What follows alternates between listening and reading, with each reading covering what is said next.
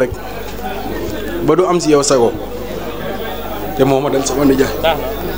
loolu moo la dal ci sa nijaay waaye dañuy andi ki nga xam ne moo waral ki nga xam ne mooy cooli muy Boy Jolof duma ko présenté nag su ñu nee Boy Jolof ay maamam jóge Thiès ñu gis ku jóge Thiès muy Pa Ousmane bokk ci daara ji audiovisuel Pa Ousmane naka nga gisee Boy. lii may wax ci Boy Jolof lu ma sañ a wax la lu ma war a wax la bari wax mën a wax xam li ngay wax moo ko gën te xar bi su ma ci waxee ñi xam xar bi dinañ xam ni man war naa ci wax xar bi yàlla moo ko bind waaye bokk naa ci ñi ko siiwal yàlla moo ko dogal ci man maa njëkk a ñëw bi ma njëkkee ñëw gis xar bi fii dama ni tàccu leen xar bi ñu àndandoo naan raj ku dugg Facebook ku dugg YouTube di nga ko gis ci bis booba laa xamante commissaire Sarr xar bi ki wax léegi di wax ay maamam capital génétique bi mu bokk dafa lim ba tudd ci commandant xaw ma fu mu bokk ca commandant mais ku xam commandant xam ni commissaire ci topp man xamoon naa ni xar mi ci commissaire lay mujj waaw wax na ba tudd turu commandant yi ci la bokk commandant boo gis commissaire la bëgg a doon tey buur moo ma yónni ku baax moo ma yónni ku yiw moo ma yónni ku xolom fees moo ma yónni lii may wax yàlla laa koy seedeel dañoo dugg ci biir mu tegal ma vocal bu ko Souleymane tegal Souleymane def na ñaari yoon yoo xam ne moo ko mus a def te gëm naa ni ci moom lay mujj jaay xar 800000 jënd ko 7 millions sans avance sans werante moo ko njëkk a def waxuma jaay xar jëndaat ko nag jaay xar 800000 jënd ko 7 millions Souleymane moo ko njëkk a def envoyé message commissaire mu déglu ko di jooy moo ko njëkk a def lu toll ni commissaire nga jooyloo ko yoon waru la kenn waru la moo ko njëkk a def léegi ci bergerie bi léegi tuuti ma jooy moom bi muy dagg vocal bi ay rongo ñama ngi toog te li mu wax commissaire a ko waroon wax ndax li ëpp ci homme de tenue boo nee homme de tenue bi yor na 7 millions te waxoo ni ab directeur la dinañ ko woo enquête ko foo jëlee 7 millions commissaire mii rek a yor 7 millions te kenn du ko laaj ndax moo jaay xar goro ko joxoon goro ko jëlaat nee na tàgge boo gis nag day am jàppal diw te buy sant Souleymane Sarr day fekk nijaayam Siré Dimé nekk fi nee na xar bi mu jënd bu gën a baax Souleymane moo ko jaay xar bi mu jaay bu gën a cher Souleymane moo ko jëlaat ci moom loolu rek doy na wax nee na mi ngi sant nijaayam Siré Dimé lenn rek la am lu muy fekkee lu koy naqari nekk gi mu nekkoon ak ñoom mu mel ni da leen a xaw a sori ci distance waaye xolam du jóg ci ñoom xelam du jóg ci ñoom te ñeenoon yàlla duggati ci dara ci àdduna du élevage du la neen te Siré yëgu ko ak Souleymane nee na Souleymane rakkam la Souleymane jarbaatam la Souleymane xaritam la nee na su amee xarit fii ci Louga su Souleymane du première mooy jël deuxième ndax mosu koo digal lu mu gisul njariñam mosu koo def loo lu mu gisul njariñam mosu koo wax lu naan lu tax mu naan Souleymane mu wax lii wala ñu di ko xeebe li ma wax lépp sax man am ci yéene tax mënumaa wax lépp waaye commissaire wax na wax joo xam ne ci Souleymane ku sañoon ñu di ko dégg ci yow ci xale ku sañoon ñu di ko wax ci say kanam yu bopp ku sañoon ñu koy wax ci say kanam yu dawle commissaire daal nee na cant gi am na fu mu ko tàmbalee ci Souleymane mais amul fu mu yem xaj na li mu wax lépp mënu ma ko wax ndax jataay bi yàgg na te toogaay bi yàgg na waaye li mu yëkkati ci kàddoom ak xolam pour wax loo ma ko Souleymane man sama lammiñ mënu ci àgg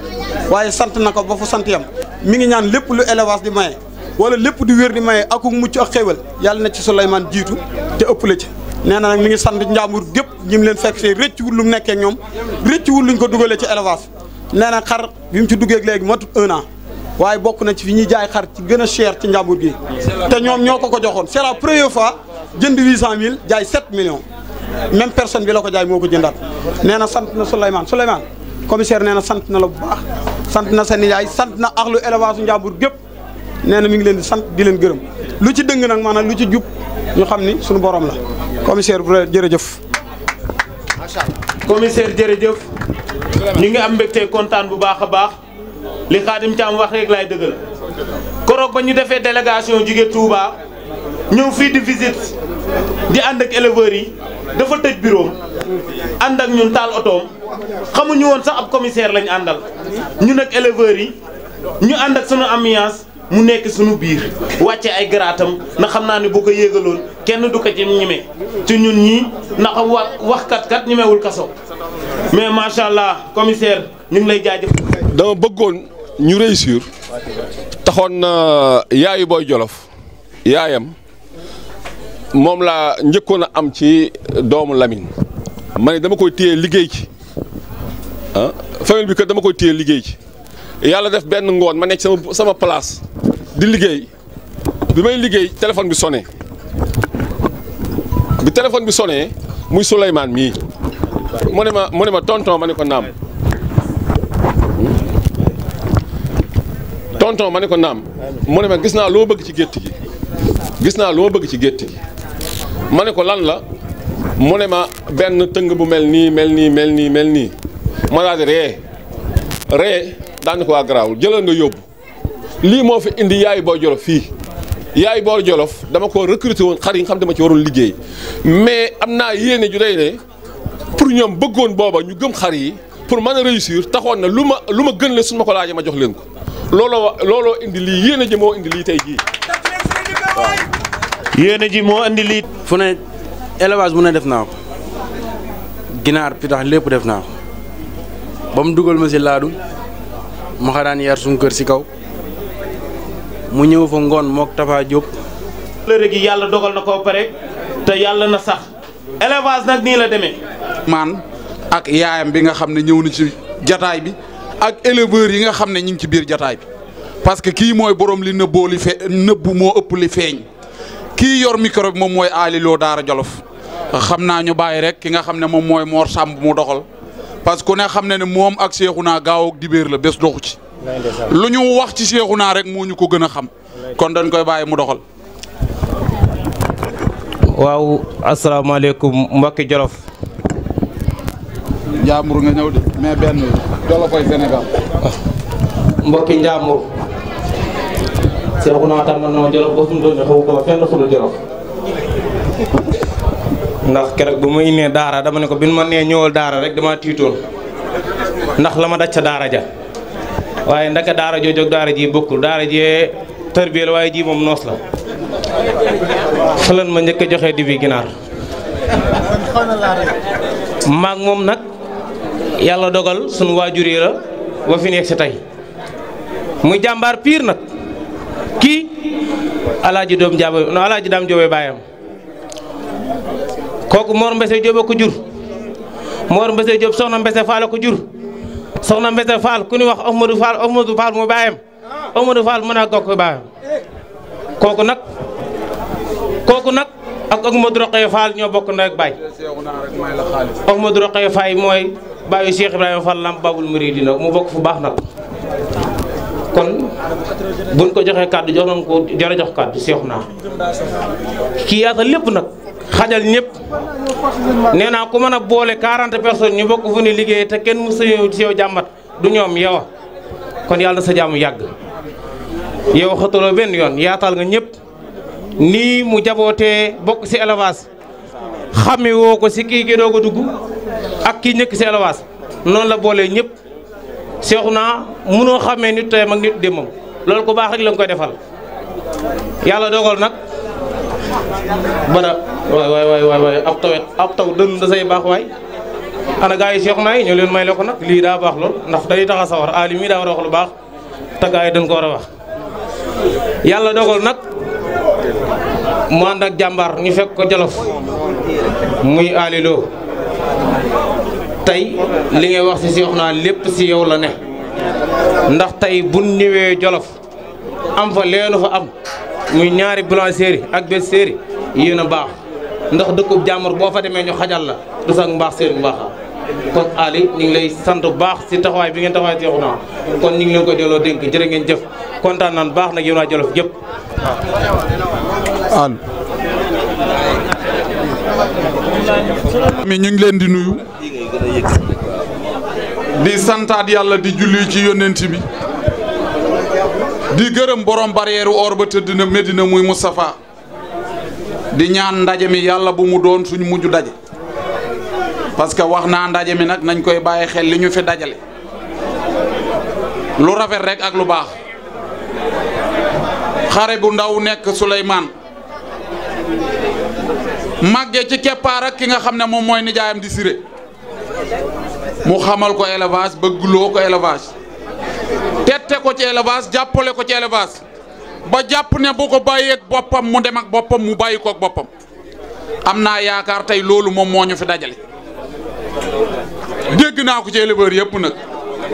ku ma séq ak ci élevage it wax nga ma ko waaye jàpp naa moom mii béram bés bi di Souleymane bokk na ci ni tax ma ñëw fi parce que réew mi maa fi gën a tëlee tukki maas tukki laa gën a bañ ci samay rawaan bëggut tukki rawatina dimanche nga xam ne ay business kat lan luy yëngu rek ci wàllum dimanche diggante ngooñ ak xar ak nag ak yëpp dañ ciy yëngu mais koo ne xaw ma nu ma lay def rek nam la def moom moo tax Souleymane bi mooy woo man naa am xaw ma ko ci jëm suñ taje woon mu ne ma aali damaa xewle jour sàngam du ma ko xam su ma waxut man maay Souleymane su yàlla dogalee nag mu jël téléphone wax ma ko ak lu ma jàpp ak lu mu xat-xat danaa ñëw yendu Louga bu ngoonee ma def yoo xoos ñibbisi Souleymane di la ñaanal sa élevage yàlla bu ci gis loo ragal daa métti nag parce que li may wax rek léeg-léeg ñu signal gauche jàtt droite mais lépp boo ci bëggee génn moo gérer rek ak am la nga xam ne moom la ki nga xam ne amoon muy Moustapha encadrement am na solo lool ci doomu aadama mais am na solo ci élevage yónnent bi Moustapha ka daloon Ababacar Alioune Omar mos si dégg di courage félicitation rek ba la dégg te Souleymane am naa yaakaar am na encadrement maa ngi ñëw ci Cheikhouna parce que ay kàddoom lay waxe maa ngi ñëw ci Serigne Moustapha parce que bu ma ñëwee Louga gis fi mu xar moom la man ak Cheikhouna ñoo ci ànd danaa ci dugg parce que nag yéen a ma jox pour ma wax te man du ma xëccoo micro waaye buñ ma joxee micro lu ma bëggoon a wax rek dama koy wax ngeen jéggal ma ci kàddu yu gudd yi Souleymane ku ne xam ne ne bés bi commissaire rek waroon naa tax ma ñëw ci booy Jolof mii nga xam ne wax naa réew mi ku sañoon mu fanaan sa kër commissaire la ko joxoon commissaire Jolof la dëkk fii mooy région bi département bi Linguère la commune bi Daara la arrondissement Sagata la bokk benn dëkk bu ñuy wax Thiar bin décentraliser affaire yi ñu def ko commune maire ba Kumba Jaw lay wuyoo nekk jigéen jàmbaar commissaire mii foofa la dëkk bokk foofa wax naa lim. Aba waa Njàmbur ñoo ngi rafetlu sa ñëw Njàmbur Aba yàlla na nga am jàmm kontaan nañ. ok. mën nañu xam sa diggante ak Souleymane lan moo la indi Louga ci wàllu. waaw Souley suma xarit la donc comme sama xarit la te sama sëriñ moo ñu boole bu xewlee lu mel nii invité ma mënuma lu dul honorer invitation bi donc loolu rek moo fi indi ay xale la ñun ñëpp ñu bokk li ñu bëgg mu am jom am fulla am fayda et puis am li nga xam ni mooy. passion wu di yar man it tamit ma am boobu passion loolu rek moom fi indi quoi. kii est-ce que Aba lan ngay conseiller jeunesse su Louga bi di commencer di entreprendre bëgg a investir lan ban conseil. waaw lu waay rek waaye loo mënti nekk rek na nga ci am fulla am ci fayda parce que damay dégg ay kilifa yu naan balaa muy neex foog mu metti donc investissement wak ay projet liggéey ak loo mën a doon rek balaa ngay nekk dara il faut nga am foo jaar donc loolu rek la nañ ko gëm am fulla am fayda bu ñu mënee dem ñu dem jaar ci yoon bu baax bu ñu mënee toog fii ñu toog fii liggéey mais daal lu waay def baax na bu dee lépp rek ñu ngi def mu ngi nekk ci yoon rek lépp baax na quoi. secret Aba No Stress ba waa Sénégal yëpp bëgg ko. bëgg liggéey gëm liggéey yéen a ñëpp jàmm bëgg jàmm loolu. macha allah Tafa Amina Ngane léegi moom lañ doon laaj mu présenté ñu ma xar bi. waaw salaamaaleykum mbokk internet yëpp ñu ngi saare ñëpp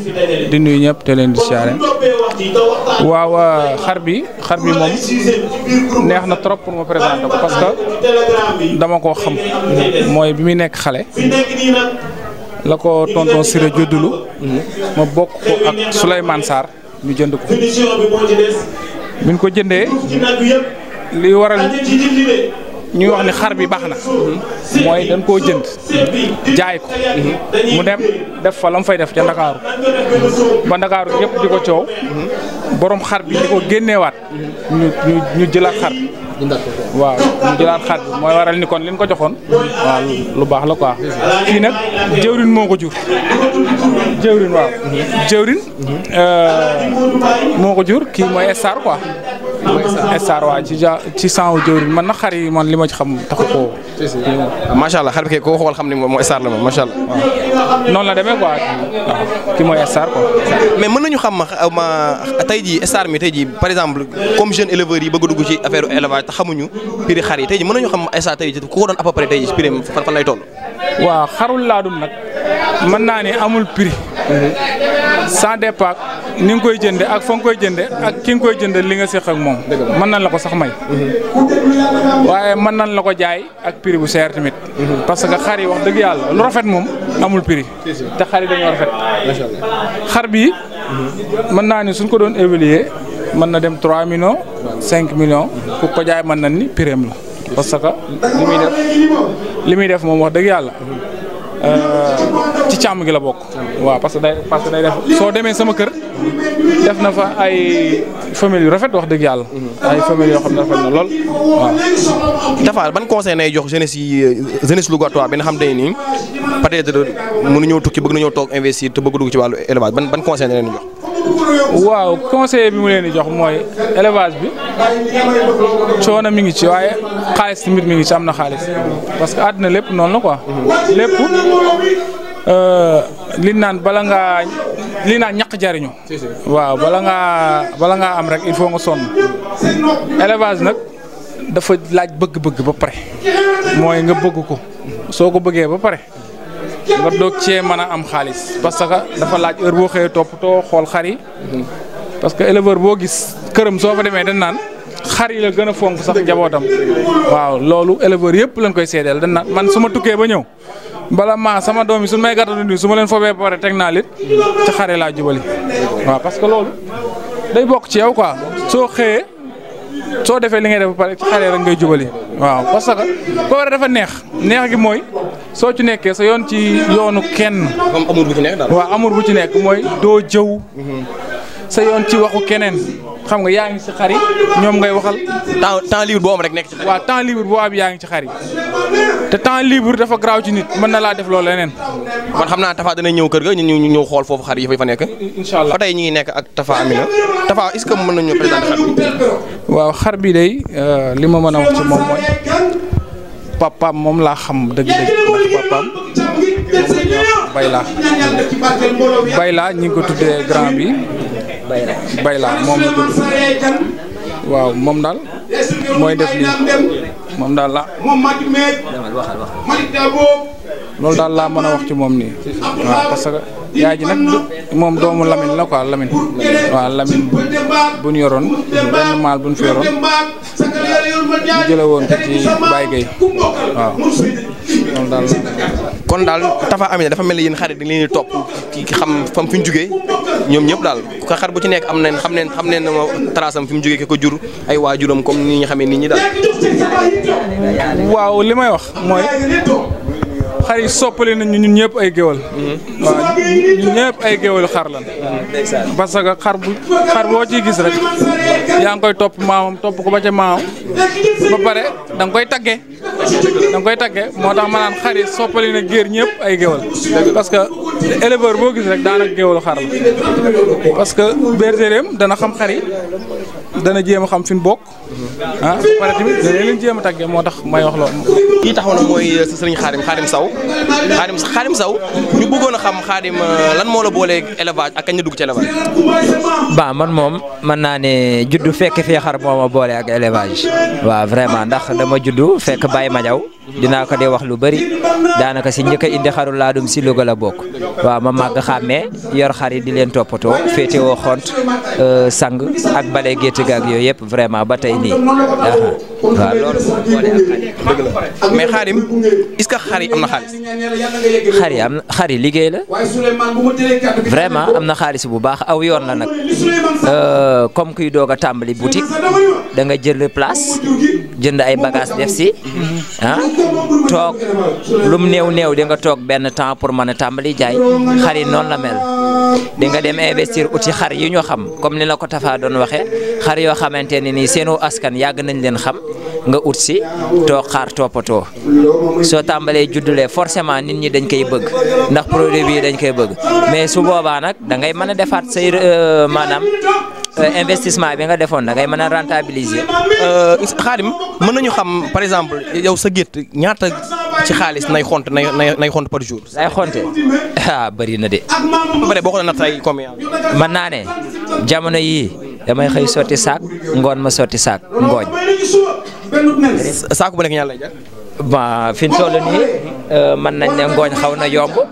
ndax maa ngi doon jënd 2500 2250 waaw ripaas di saak bu 10 000 damay jënd dugub jënd ripaas Grand Moulin jënd mboq ma naan Grand Moulin super laadum jënd mboq jënd blé waaw super laadum bu 10 500 bi dina ko xotte si ñetti fan waaw. ah kon xari dépense la de kon lan ban conseil ngay jox jeunes yi nga xam te ni par exemple gis nañ bëgg xar amaguñu yenn moyens yi commencé bëgg ci nekk quoi ban conseil. bon yor lu yam bu kenn xeeb benn femelle mënoo see def yenn dépense yi na nga am benn femelle bu bokk fu ñu xam donte ki la koy jaay da lay may tëb nga tàmbalee ko da koy jar waaw. léegi nag am na li kàddu Samba Suuna si laay indiwaat xari tàmbale bi da nga leen di yor nga dem ab diir ñu ne la bàyyil ñu yor sunu bopp nga demati ab diir ñu ne la bàyyil ñu yor sunu bopp te yoraale la te loolu lu si am la di nga jaay benn mbote xont si at. dégg naa ñu leen di jéewee que yéen éleveurs yi dañu am seen cercle restreint comme tey jii beneen jeune bu jugoon ñëw bëgg a dugg ci biir seen cercle restreint leen am daal dañ koy joxante seen biir doo leen ko yaatal daal. loolu li sëñ Sam waxoon ne picc su sabee ay picc kese ñooy tontu loolu du jëmmi cercle boo xamante ne nii comme niñ koy tuddee lobby wala nangam non ab daayira ña nekk sa daayira ba wala ña am jubluwaayu loolu kese ñoo sa mën a dem ak a ñëw lii noonu la nag tey gis nga soo xoolee nii mbooloo li tax li gën a am solo mooy dañ ko def invité waale képp koo xamante ni réellement xamoo xar yi tey soo fi ñëwee loolu dina la dàggi baneen dàggi da ngay gis xar bi nga bëgg ko forcément waaw vraiment kon mi ngi noonu ab waa ñun daal ñu ngi ubbil buntu ñëpp wax dëgg fa yàlla. kon tey ji daal xale bu ñëwoon nii koo xam te bëgg na xar amul. nii daa am fu mu toll am na fu mu tolloon fu gën a suufe te def na ci liggéey bu am solo wax dëgg yàlla ci wàllu communication wàllu yëpp wax dëgg yàlla waaw. kon ñu leen sant di leen gërëm merci. bonsoir chers internautes de la STV ñu ngi leen di nuyu di leen ziar di leen sant bu baax a baax di leen wax ni leen rek STV yamul si ngeen woo ko rek mu daal di dem wee saa su nekk boo leen ko woowee rek moo ngi daal di leen taxaw tey nag ñu amal benn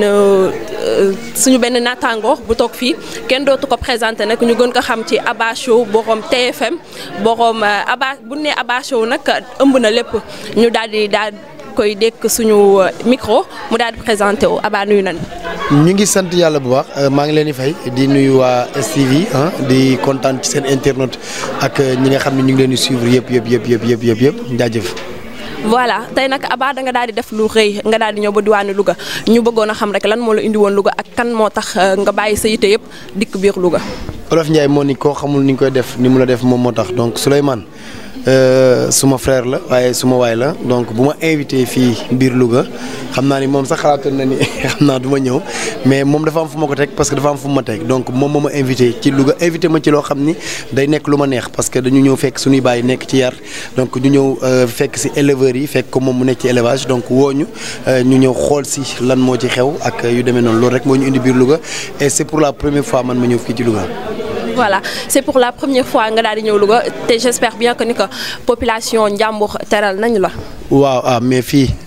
dëkku teranga la et puis ki ma seet si tamit néeju teranga la donc mooy loolu kontaan na bu baax te yaakaar naa ni du fii lay yem yaakaar naa dinaa fi ñëwaat fi parce que Louga xam naa ni ñam naa ni dëkk bu neex la. kon baax na nee na Njàmbur dëkkub teranga la Abba nee na ñam na ko te dootu ko bàyyi nee na nag li mu saf ka ko màcc moo ko xam te Abba moom tamit xam na si dara. conseil nga mën a jox li nga xam ne moom moo di jeune Louga que pour que ñu mën a def comme Souley mi. waaw mais am nañ ay exemple yi mu ngi noonu comme ni nga ko waxee am nañ ay exemple donc benn ci comme Souleymane mi ma xam am na peut-être yeneen xale yoo xam ne ñu ngi fii ci biir Louga donc am jom ak foo mën a nekk am fulla ak foo mën a nekk am loo gëm ak foo mën a nekk bàyyi xel say waajur bàyyi xel ni bu subaa di nga am soxna am ay doom di def loo xam ni peut-être ëllëg di nga nekk xale yi dinañu mën di xool ci yow di la roy loolu. concernant les mesures barrières. ñu respecter rek les mesures barrières takk suñuy masque di raxas suñuy loxo donc te ku nekk rek mu xam ni même bu dul yow feebar bi am nga yaay wala am nga maam joo xam ni bu ko dalee yow mën na laa baal mais moom du ko baal donc ñu bàyyi xel suñu parents yi bu fekkee bëgg nañ suñu waajur yi ñu yàgg ak ñun donc feebar bi am na et mu ngi fi nañu ko moytu fonk rek li nga xam ni moom la waa kër docteur yi wax. Merci beaucoup encore une fois à Abba STV vous remercie. Merci beaucoup nuyu naa la. ñu ngi lay fay. nga fàttaliwaat ma tur bi ak sant bi. Souleymane Sarr la. Souleymane tey naka nga gisee bis bi tey ku toll ne Aba Show ñëw daal di jógee Ndakaaru ak si ba fi nga xam ne moom moo di si diwaanu Njàmbur yan sentiment la lay def ak naka nga dundee bis bi tey. ah xanaa kontaan lool parce que Aba nekk na nit koo xam ne wax dëgg yàlla kenn dootu ko présenter dans le monde tey bu defee déplacement daw taal otoom Aba il faut que tamit ma reelal fayuma ko dara. il faut que ma leeral loolu. ñëpp bu ma limee damay juum